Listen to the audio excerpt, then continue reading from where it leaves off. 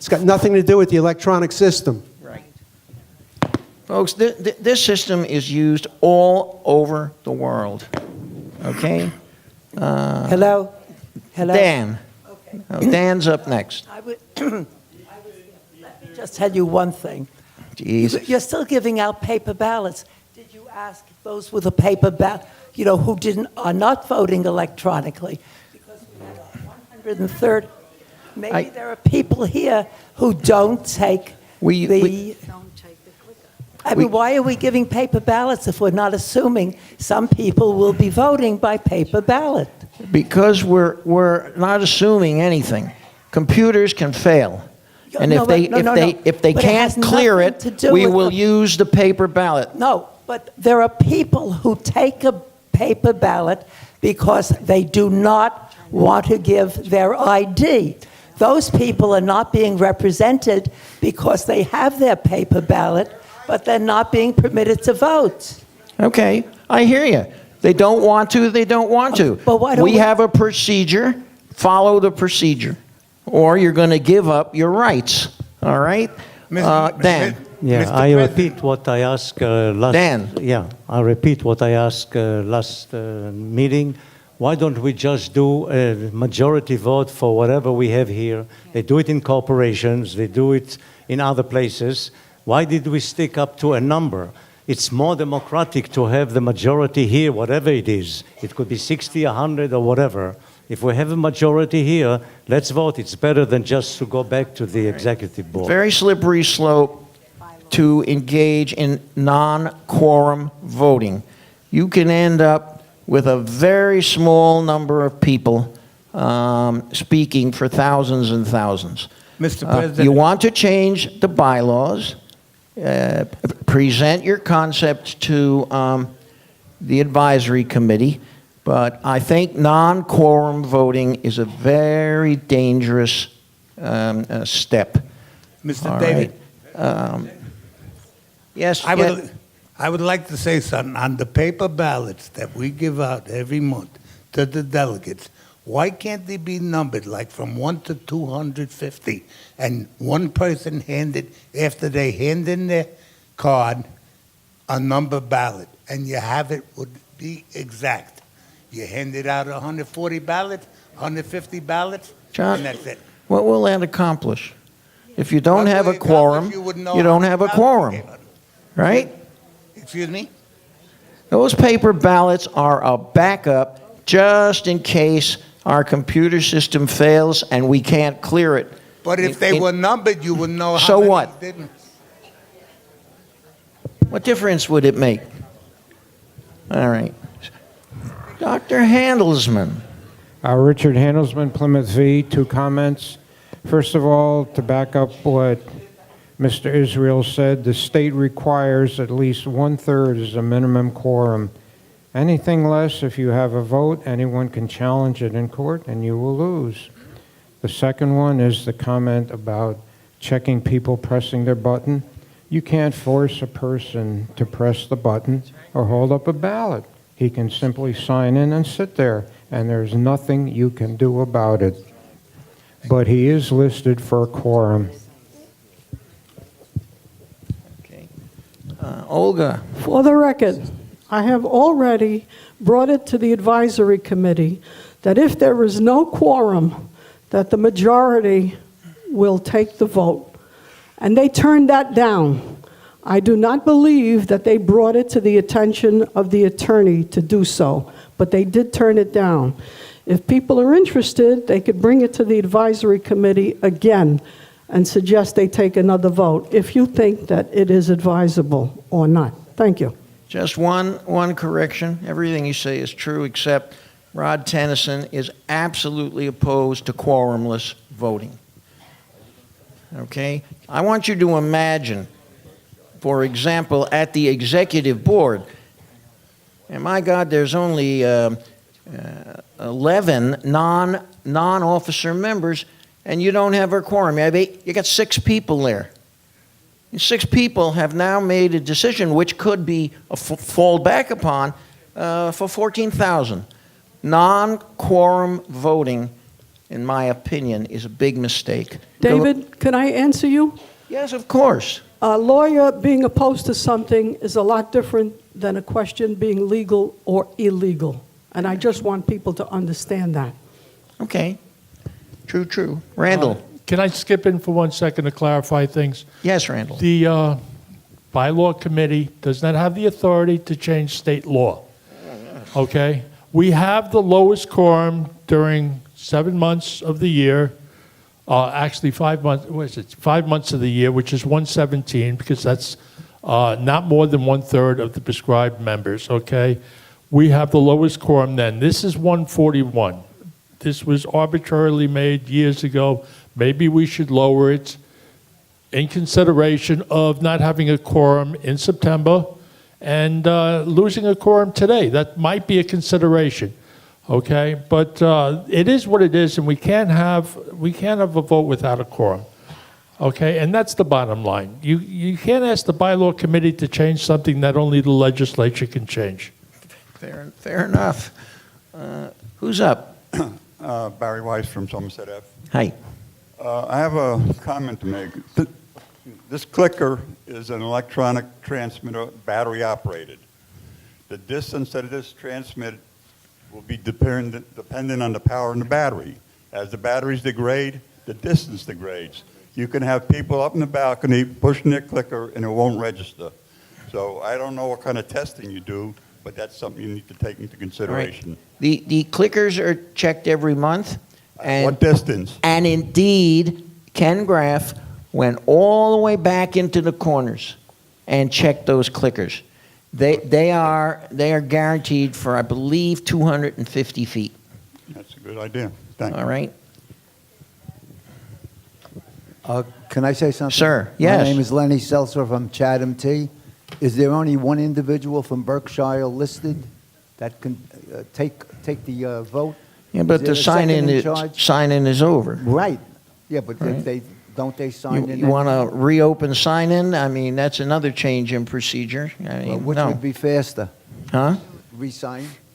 Let another individual If they sign from didn't Berkshire? sign in, I mean, they didn't sign in. What can you do? But they're on the You list. you want to, so, But they, okay. all right, they didn't sign in, you know? All right. Who we got here, please? Barry Weintraub, East Hampton D. Hi. David, just as computers make mistakes, so do people with paper. I came here today to be the delegate from East Hampton D. I was refused to be the delegate, so I'm missing from the quorum count because my name is not on the piece of paper that's out at the desk outside. I talked to the president. He swears that he provided my name on a piece of paper to UCO. Somehow between him supplying my name to UCO and the desk outside, my name is missing. So I have not been counted in the quorum. I came here today to be the delegate. I'm the treasurer of East Hampton D, and I came here to be the delegate, but I'm not. All right. Sandy Cooper is our officer here who keeps track of that. Please, please, as soon as possible, come in and talk to Sandy, and we'll straighten it out. Okay? Sir, Yes. as Good soon as morning. you come I into have the office, two I can things. get the folders out and Okay, one at a check it for time. you. Go ahead, please. A little closer to the mic. Oh, I'm sorry. What? Sandy? Sir, I wanted to make sure that you knew that when you come into the office that we can get the forms out and double check them for you and make sure that they're accurate. And if they're not, we'll make them that way. Thank you. Okay. Go ahead. Okay, I have two things. The first one, the one that brought me up was, we're talking a lot about getting out the vote. We have 4 vice presidents. Maybe we could start talking more about having them talk to the buildings and explaining to people that they need to start showing up and representing their people. And the second thing is, I know from our building, we've got the delegate and the alternate are here, but only one gets to sign in. So if the other one leaves, the building's not represented. Maybe we can change that so that both parties sign in, but only one clicker is distributed. So a building is represented, not a person, by that clicker. Yeah, there's some problematic accounting here, but I'm sure we could work something out. All right, Ed. Yes, not to bore us. We brought this up, and I think reducing the amount is not the answer. The answer is what we discussed 2 meetings ago and last meeting. The poor attendance, I attribute that there is no reckoning for those buildings who don't send their representative, who doesn't come. And I've made the recommendation. Mr. Israel said he's going to check with our attorney. We should have a roster of who attended and who hasn't attended. It's a disservice to those buildings who have delegates and don't come. They have no idea. And we should have it. We keep saying we should have it. Now, I know Joy resigned, but it's not in this paper. What does it take to put that list in? You don't need a new editor. You just need a column. Yeah. And I don't know if it's even relevant that our attorney gives a response. Because if the United States Congress and the state Congress has a record of who attends, why can't we? We do have a record, Ed. But it's not published. You want to publish 200-odd names in the Yes. Yuko Reporter? Yes. Yes. Yeah, Yes. right. I would look at the statutes on holding people up to calumny and ridicule. You can't just spew people's names out. Because You don't need the name. You just need the Well, that's what you building. said. I said we got 200 names, and you said, yes, publish it. That's what you said. David, don't play. All right? We have buildings. The building has a delegate. Either the building was represented or not. And I'd like to check the statute. Please. That how can we be denied the ability to know if we are represented? We can certainly put the buildings in. Well, let's do that. All right? All right. Anything else, Ed? Yes, let's make sure it's in the next paper. Yeah, anything else, Ed? Yes, that's it. That's it. Very useful as always. Bob. First of all, Ed, I have to admit... All right, look, folks, this is a lot of fun. The floor, in fact, is not open for endless conversation. We actually have some business to get done. We have a treasurer here who is not here gratis, who has to give a treasurer's report.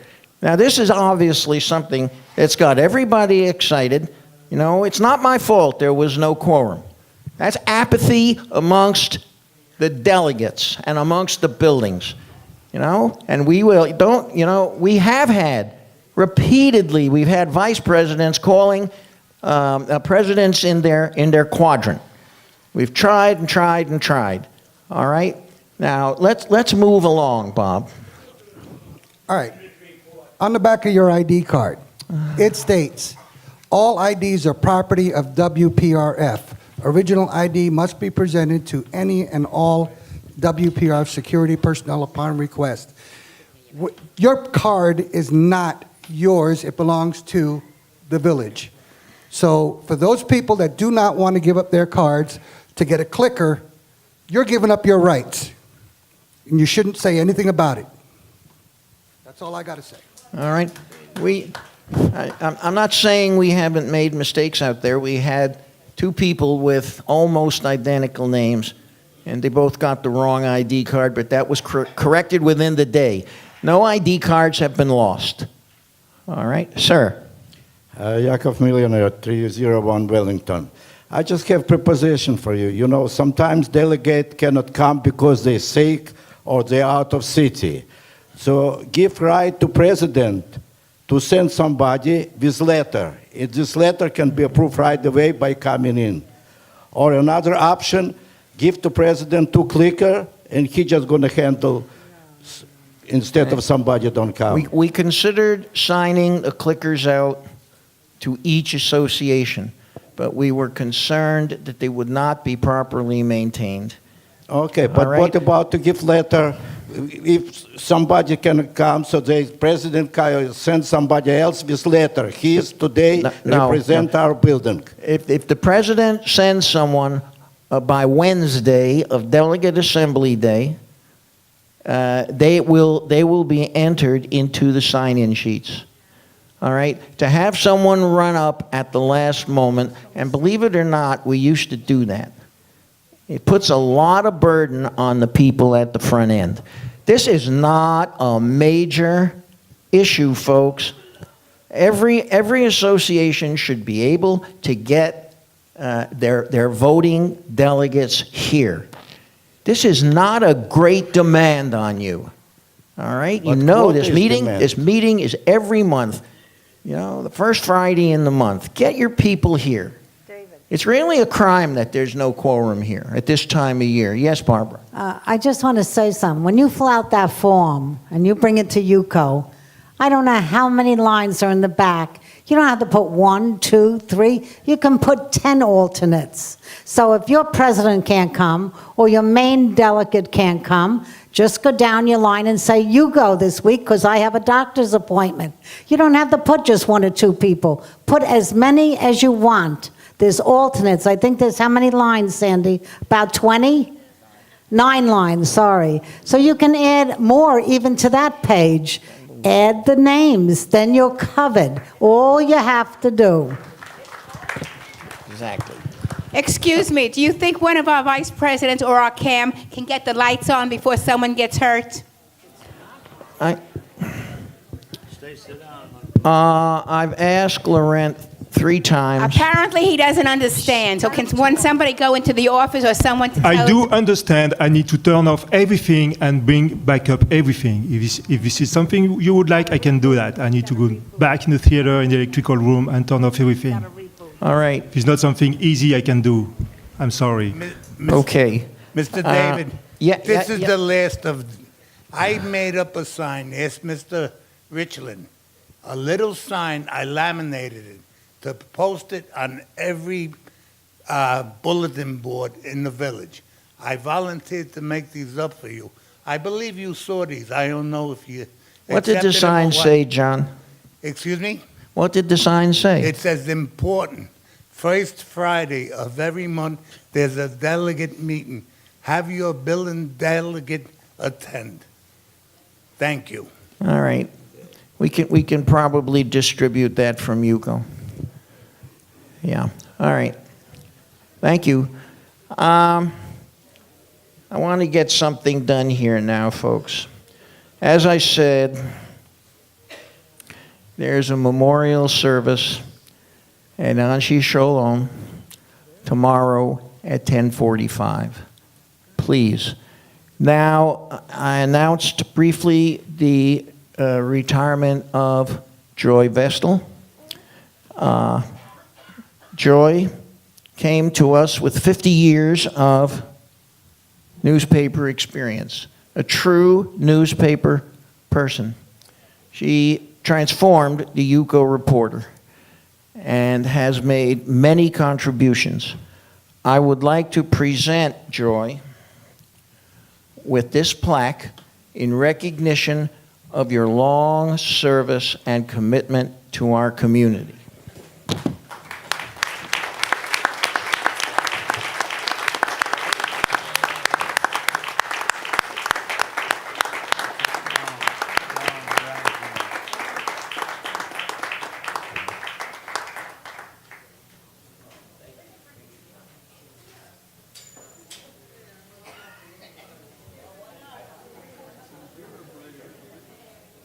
Can't see in the dark. Go into the light. Go in the light.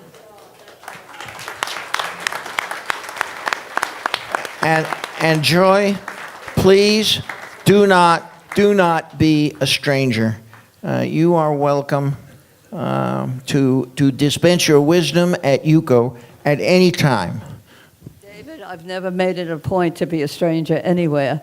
And as you know, I'm now a delegate, so be prepared. And I All wanted to right. thank everybody here, the delegates and the officers as well, for the honor of giving me this plaque and for having served you for the last 6.5 years. Perhaps some of you have not been happy, but that's part of the game of the newspaper business. We do what we do, and we do it the best that we can. I've had a wonderful staff working with me through the years, and they deserve as much credit as I do. Thank you again, everyone. Thank you, Joy. Now, I want to give Eddie and Sebastian a chance to make their treasurer's report. What do you got? Good morning, everyone. In your package, you'll have the 9 months ending financials for September 2018.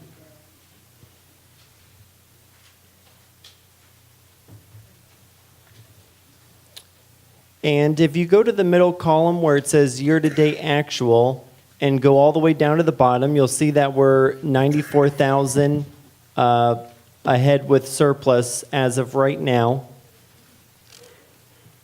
With that year-to-date number, one of the things that I wanted to do after we met at the last meeting is I'd like to not only further split up the laundry, which is what was suggested at the last meeting, just like we do the investigations and the reporter, but I'm also going to split out the association dues and their related expenses. And that should make it a little bit easier to match the dues up with the expenses and then any of the ancillary items with any expenses that they incur. The other thing that I want to start doing, hopefully by next month, is I want to start comparing the year-to-date actuals for this year versus the previous year-to-date actual. That way we'll be able to see kind of more of an apples-to-apples comparison. The month-to-month comparison is nice, but it doesn't really explain much. You know, there's, let's just say for October 2017, there's hurricane cleanup, which wouldn't be in September or October 2018. So those sort of things, I think the year-to-dates will be a little bit easier to review. If you go to the next page, we have the balance sheet, the liabilities, UCO, and investigations. So far for UCO, for the year-to-date, we're 8,164 to the good. For the investigations, we're 21,844 to the good. There may be a little bit of a timing issue, plus or minus, but that's the numbers that we've paid so far. Right now, we're at about $77 an investigation, and we're allowed to charge $100 per the Florida statute. Do I have any questions about September 2018's financials?